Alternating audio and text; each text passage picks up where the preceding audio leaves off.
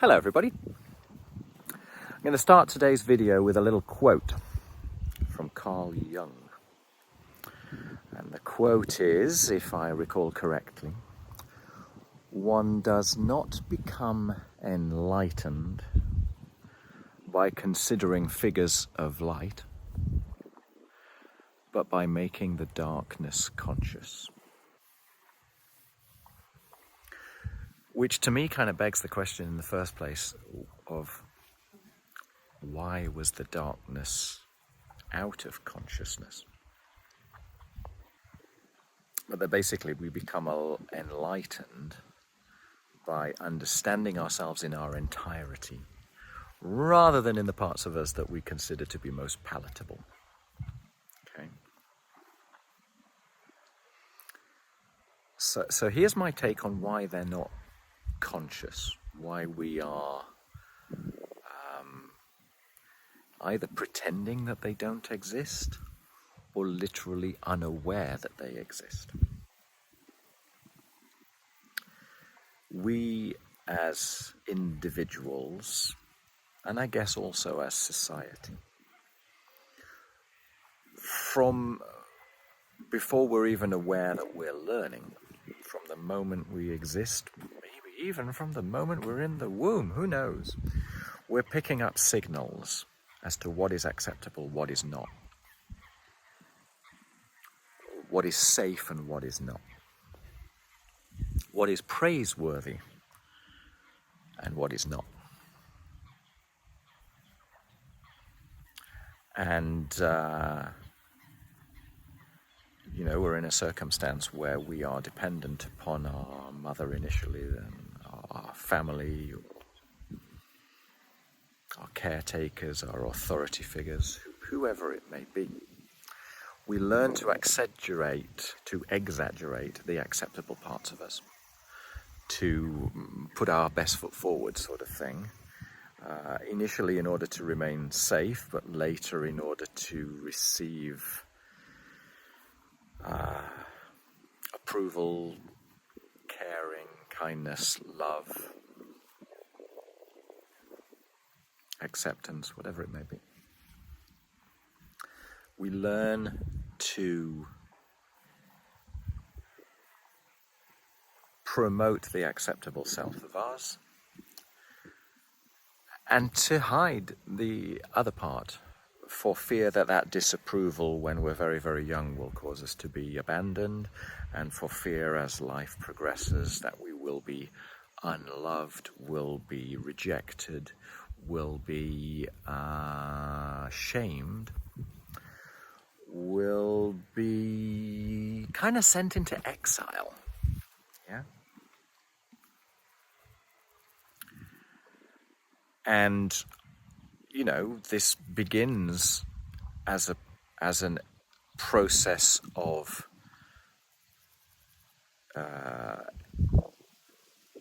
necessity in order to be looked after when we are powerless to look after ourselves, and then becomes kind of existential in terms of supporting our basic needs. We are a social animal. We need approval from others. And we become so good at it, just like driving a car, that it becomes totally automatic. Totally automatic. And we kind of lose track of the fact that we're even doing it.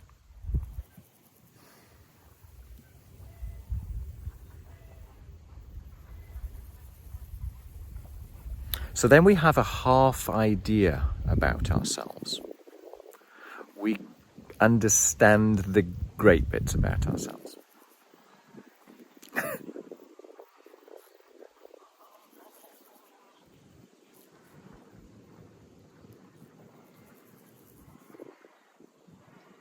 And we kind of know there's something amiss. We kind of know that there's bits of us that we really should not show in public, because imagine what might happen if we did. And so this becomes reinforced and compounded. But the conclusion of that is that part of me is unacceptable. Part of me is it's even beyond faulty, right? It's shameful. If part of us is beyond faulty, if part of us is actually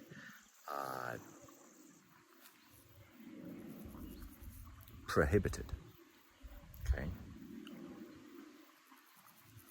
dangerous at an existential level, then in order to serve our greatest needs, we hide it, we pretend it's not there. And we do this, to a fantastic extent.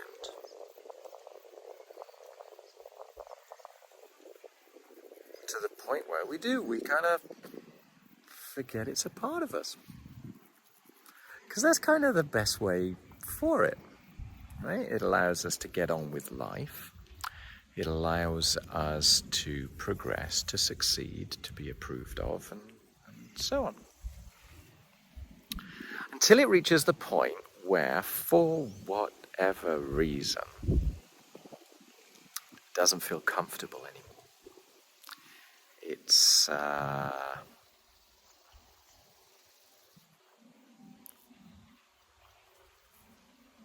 a half-truth, or it's a half-lie. And for some people, this becomes the dark night of the soul, okay? The kind of the day of reckoning. For others, it's just a nagging doubt that not really me, becomes a weight. And so what Jung is saying is, in order to understand ourselves, we need to understand the part of us that we have pushed beyond our willingness to look, okay? We may be half aware of them and have chosen not to see it, but behind that, there are things that we probably aren't aware about at all. We're into sort of repression territory here. We're into sort of more Freudian ways of looking.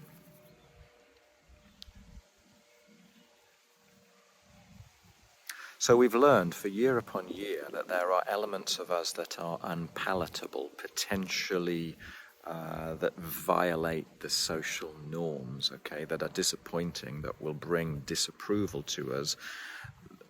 And because we kind of push them away and don't explore them, we're not quite sure just how bad they are. They might be really, really bad, They might be uncontrollably bad. They may end us up in jail. They may end us up dead.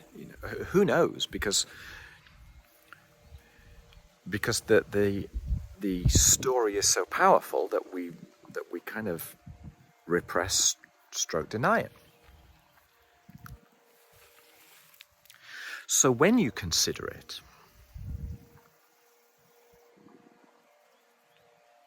it brings up all of that kind of I'm not good enough, I should be trying harder type of story, or some kind of variant of that. So for me, the willingness to consider my dark side kind of came from the dark side of continuing with that story, okay? It's that, okay, so if in order to be valid myself, I need to seek other people's approval, then I'm going to go after that approval in ways which aren't authentic to me. That could potentially be manipulative to other people as well, okay? Because I'm starting to project something because of a need that I perceive I'm not worthy of unless I project a false story. So I attached ugliness to doing that, so I had to do something else. And then having attached ugliness to continuing in the way that you are going, well, then you can consider what might be an alternative to that. And different people are going to come to different conclusions about what a good mechanism is for them, but it's down to this idea of bringing back up to consciousness the things that were unconscionable, okay? That were violations of the social norms and therefore to be stuffed down.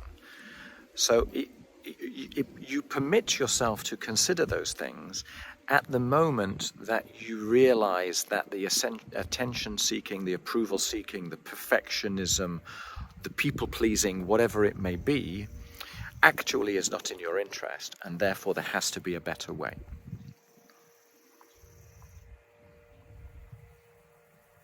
Another kind of helpful way of doing it is just accepting that you're a member of the human race and that everybody has a dark side.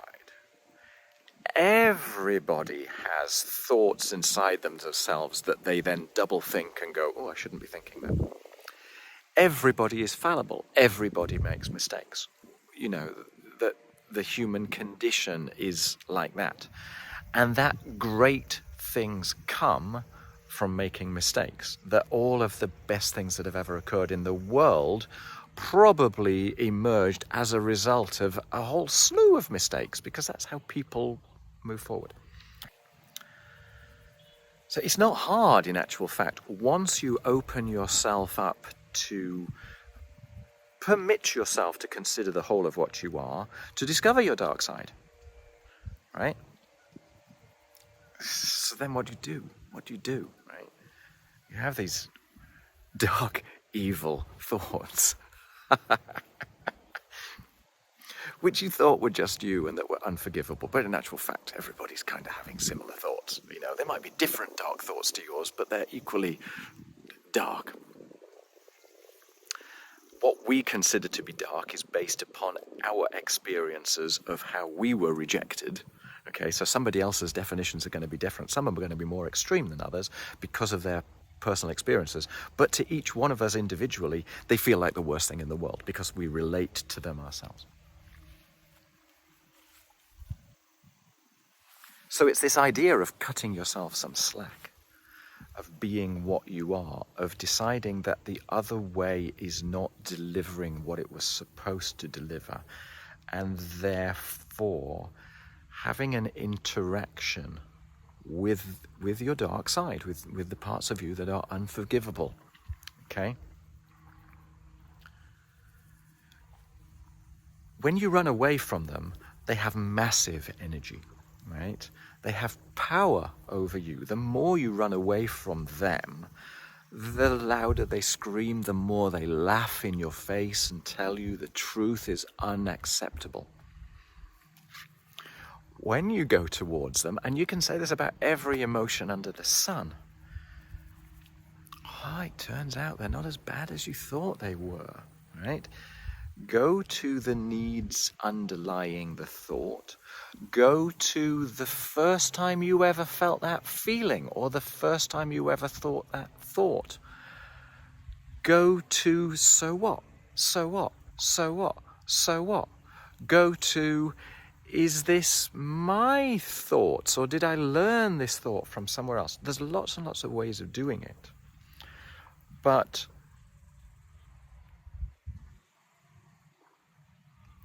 given that it's an inevitability, okay, given that you are like that, given that these thoughts are there, these feelings are there,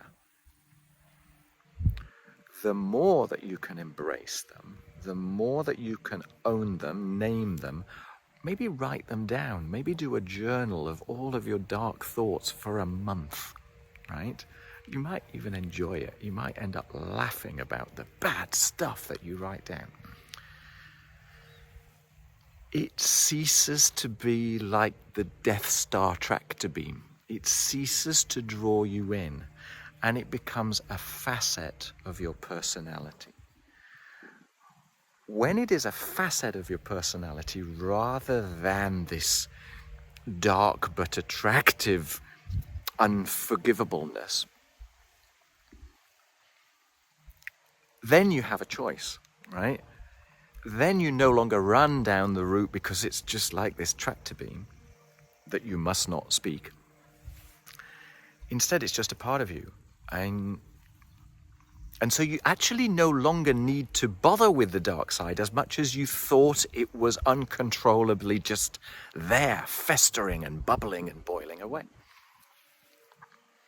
And the more you think about it, the less you think about it in a kind of an obtuse way, because it ceases to have power over you.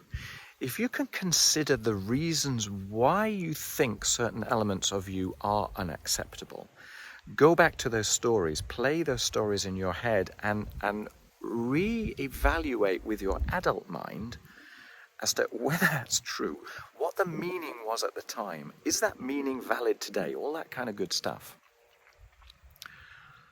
Well, you can bring some amazing awareness to your situation. And so, in the words of Jung, you become enlightened, you become whole, you become accepting of all of you, and suddenly the parts of you that you were afraid of, they no longer have any control over you. They're just one of a range of emotions that is part of the human existence. So actually you get freedom from it, you get release from it. And I think one of that is one of the cornerstones, one of the bedrocks of authenticity. It's owning the parts of you that could potentially be disapproved of by other people.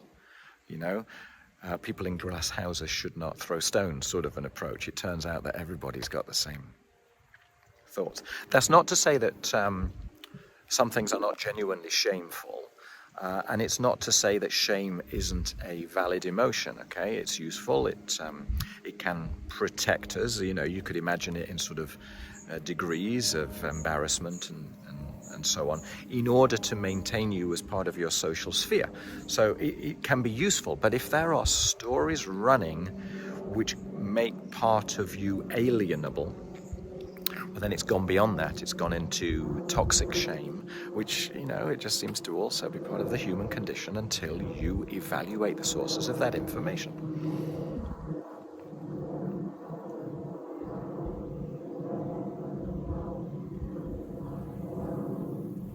So we're kind of back again at the considered life.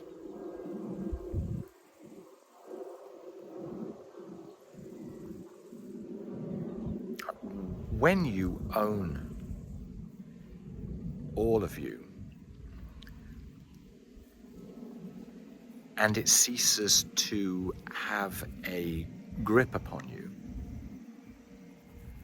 and you can permit yourself the whole range of thoughts and feelings, including rage and fury, or whatever, everything, okay? Absolutely everything. It doesn't mean to say you're going to act on it, but you will permit yourself the entire range of thoughts, because they're kind of there anyway.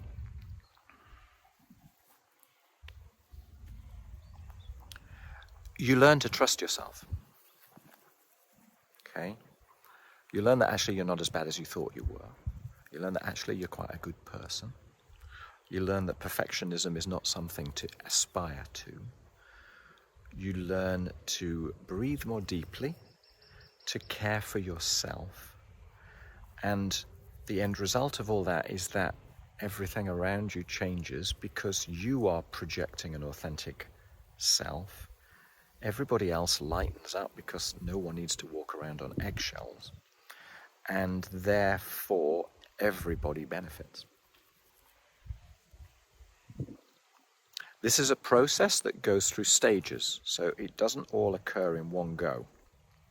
You will bring up awarenesses that make you go, wow, that's incredible. And you think that's it.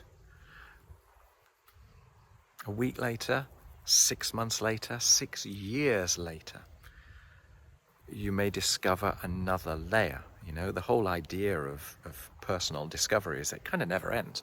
There's always another layer of the onion to peel off. So the gifts continue coming the more you are willing to look. And that's all brilliant.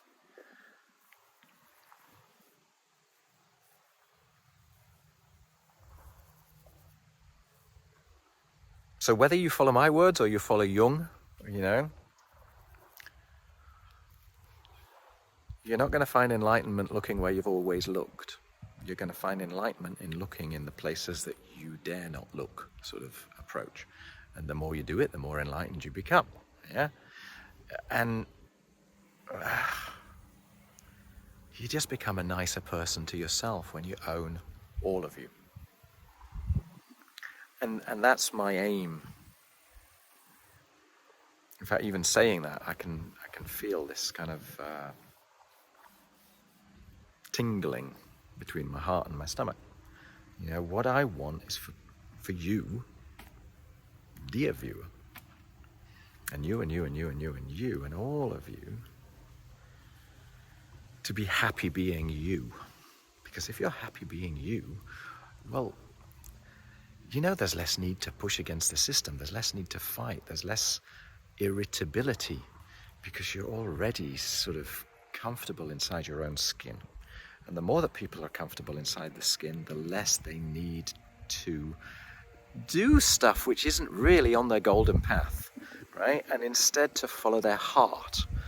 You can only be kind externally when you're being kind internally. And that's a choice. So it comes from awareness. Okay?